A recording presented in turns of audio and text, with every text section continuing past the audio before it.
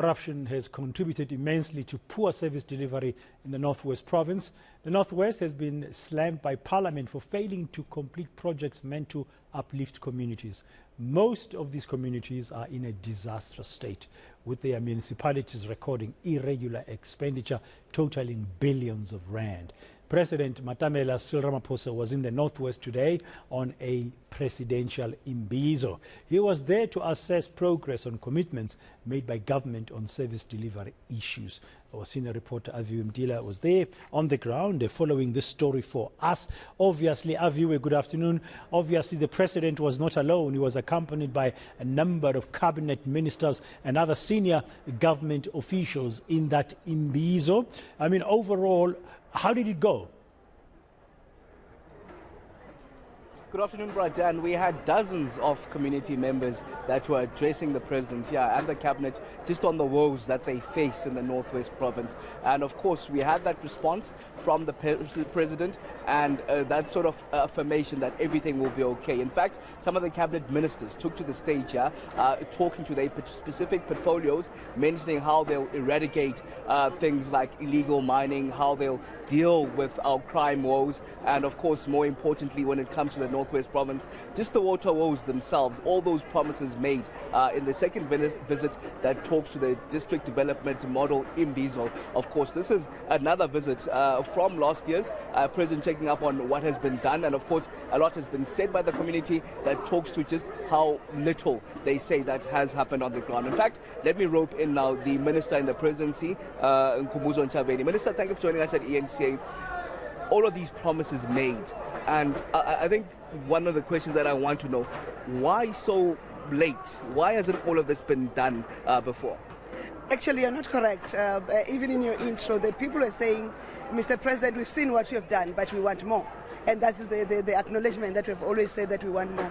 And when we came last year on the first visit of the president in the DDM presidential imbizos, you will recall what we were confronted with. We were confronted with roads that were not tarred, the potholes, water shortages and so forth, and a dirty Northwest, literally, in terms of filth waste removal. But we come back now into a different Northwest, into a Northwest wherein you had Minister Chikunga, for example, when she was articulating what is being done with the various roads. And she was not saying we're starting. She said the work is already commenced and it will be completed next year, January. It's going to be completed next year, February. The others are being completed now in December, in terms of just water. The project of Protos Ivala Zonke, I hope my Zulu is not that, but Ivala Zonke. And she was giving progress on what has been done. Minister Kunu also explained what is being done with the water projects, 2.5 billion that has been set aside for Northwest in total, and 27 projects into that 2.5 billion.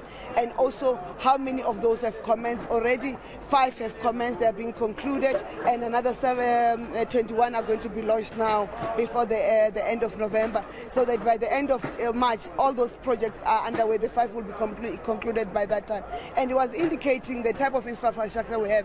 And this builds onto the work, the results that census has given you, to say for this period, government has been able to progressively make sure that electricity, everybody, when you deal with load shedding, will be able to switch on electricity, water. Yes, there's challenges in Limpopo, in KwaZulu-Natal, but in the main, the water, access to water has improved from where we were in 1996 to where we are now in 2022. And you say, why are we doing the interventions directly?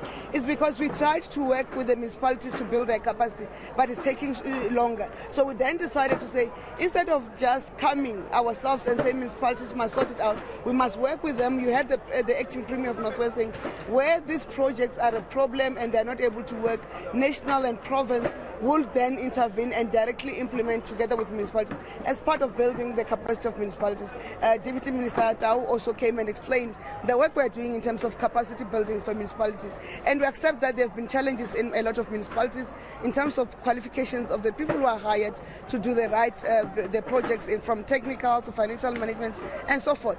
But as you rebuild that capacity, you must also then make sure services are done. And we're saying at this period, you cannot wait. And yesterday I was doing a post-cabinet briefing, and I was confronted by your colleague in eNCA Moloko, and saying, oh, why are you cutting money? We said, no, we're not cutting money.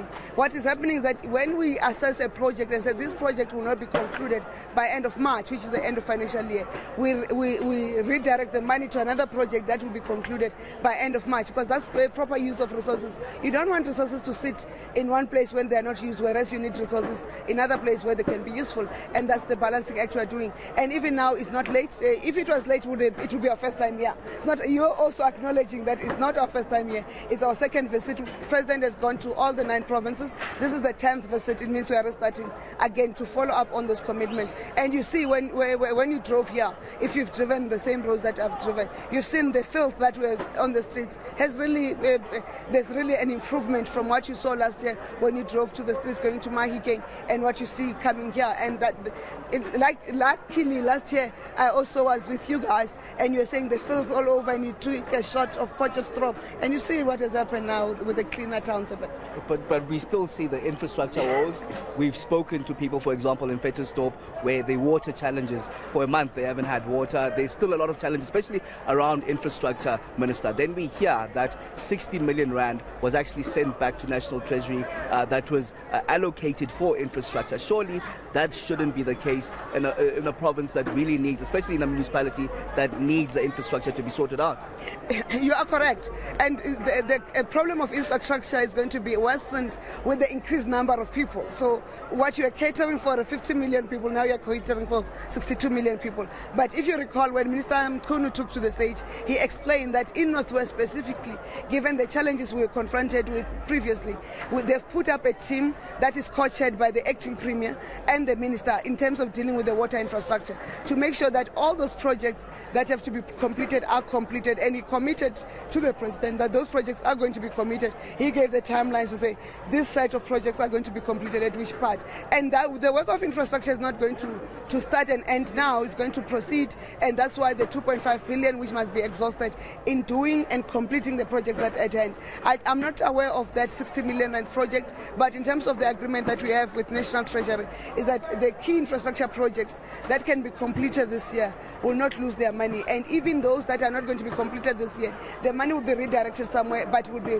allocated back for the period that they will complete. So there's no project that is going to stop because there's an there's an underperformance on it. The minister indicated the project steering committee for water for Northwest, it then directs to make sure there's project improvements, so that you don't have projects that are not completed on time. And then you mentioned that census report that suggests that we're at 62 million people in South Africa now, meaning that government sort of has to catch up. Are you planning on how to go about the population growth in the country and catering for each and every South African accordingly? Of course, we don't have a choice. It's an issue when your number is like at home, when you had 3 kids, and all of a sudden you give birth to a set of twins. The 3-bedroom house is no longer enough. You need to start to think how we're going to accommodate them in the meantime with the current infrastructure, but how do we extend that house to make sure that the bedrooms are enough to accommodate all the children, whether you believe in children sharing bedrooms or you believe in every child having their own bedroom. The reality is that we need to provide for that. So we're going back to the drawing board, and what it means is that the allocations to provinces also it changes in terms of the numbers. The ones who have larger populations, they have to see the formula revised to benefit them, so that they can provide for the increased capacity. And we'll have to work back from the census statistics to say what is the infrastructure that you are dealing with, because in that statistic it doesn't only give you the global figure of 62.2 million, it gives you a figure that says this is 62.2, but currently Gauteng has 15.4 million from 13.8 million, if I'm not mistaken, and that Western Cape has moved from being number 5, they are now number 3.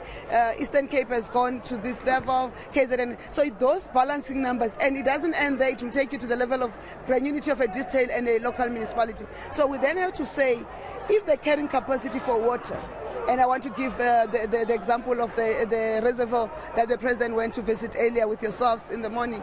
It has been built to cater for 100,000 people to consume that water. But if you realize that the Ikacheng reservoir area is no longer 180,000 or 90,000. It has gone to 130,000. You must then say, where do we get additional water from another reservoir to boost what this reservoir is going to do? But how do we plan to build a bigger reservoir or an extended reservoir to enhance this capacity? Is what the census reports give you, an ability to plan using numbers and to make sure that what your population is for are ready. For instance, the type of education we require, and that's why Minister Nzimande spoke about the need to have a TVET college or a college in every district, and that's what we are working towards, and we're doing a count to say how far are we from there and which are the districts that are lagging behind.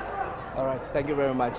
Minister and the Presidency, Nkumbuzo Chabeni, just of course at the backdrop of the second district development imbizo in the Northwest Province. Of course, a lot of challenges that the government has to navigate through to ensure that each and every one of those 62.2 million South Africans is catered for the basic services, Brother. Thank you very much, Aviwe Mtila, there in Potchefstroom in the Northwest Province, at the back of that presidential imbizo by the President, Matamela Cyril Ramaphosa.